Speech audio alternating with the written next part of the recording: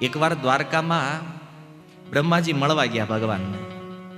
ચૈતન્ય ચરિતામૃતની આ લીલા છે, કવિરાજ ગોસ્વામી લખે. દ્વારકામાં મળવા ગયા એટલે દ્વારપાળોએ પૂછ્યું કોણ? એટલે બ્રહ્માજીના મનમાં થયું મને પૂછે છે કોણ? કારણ કે બ્રહ્માને કોણ ન ઓળખે? દ્વારપાળોએ કીધું એ અમે નથી ઓળખતા, તમે કોણ છો, તમારો પરિચય આપવો પડશે. એ કે ભગવાનને જઈને કયો બ્રહ્માજી આવ્યા છે.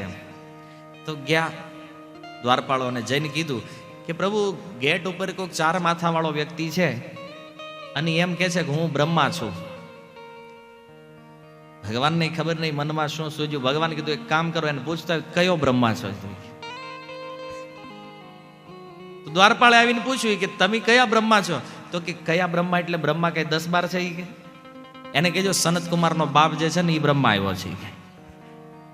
ક્યારેક ક્યારેક પુત્રના નામથી પિતાની ઓળખ થતી હોય છે. સનકાદિકો મહાન ભક્ત છે.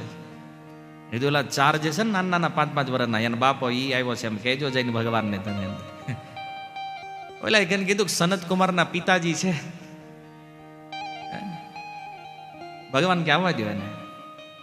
બ્રહ્માજી આવ્યા. મનમાં પ્રશ્ન તો બહુ હતો, પણ પહેલા ભગવાનને પ્રણામ કરવા જોઈએ. પ્રણામ કરીને પછી પ્રશ્ન કરું. પ્રણામ કર્યા ભગવાનને, અને પ્રણામ જ્યારે કર્યા ને મુગટ અડાડ્યો જમીન આરે, તો બાજુમાં ક્યાંક અવાજ માંડ્યો આવવા. બ્રહ્માજીએ પ્રણામ આમ કરતા કરતા આમ જોયું સાઈડમાં 8 મોઢાવાળા બ્રહ્મા પ્રણામ કરતા જ ભગવાનને. આ બાજુ જોયું તો 16 મુખવાળા બ્રહ્મા, અને પછી તો ઈ ખંડનો થતો ગયો વિસ્તાર મોટો. 1000 મુખવાળા બ્રહ્મા, 1,00,000 મુખવાળા બ્રહ્મા.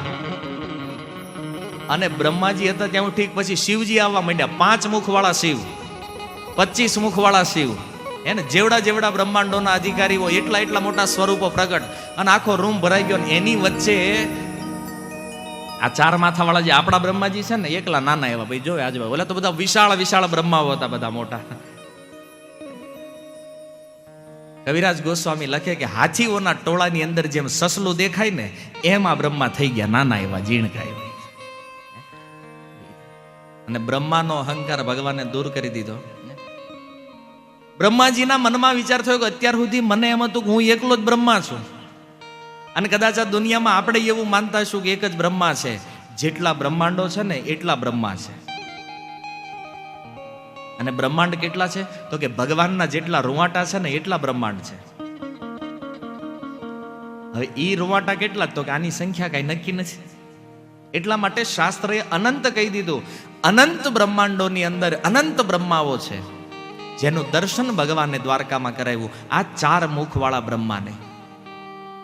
અને અનંત બ્રહ્માંડોમાં આપણું બ્રહ્માંડ જે છે ને એ સૌથી નાનું છે. આપણે જે બ્રહ્માંડમાં રહીએ છીએ, અને એટલે આપણા જે બ્રહ્માજી છે ને એને 4 મોઢા છે. 4 થી નીચે વાળા બ્રહ્મા નથી કોઈ. 2 મોઢા વાળા બ્રહ્મા છે જ નહીં. 4 થી શરૂ થયું છે, પછી 8. જેટલું મોટું બ્રહ્માંડ એટલા મોટા બ્રહ્મા.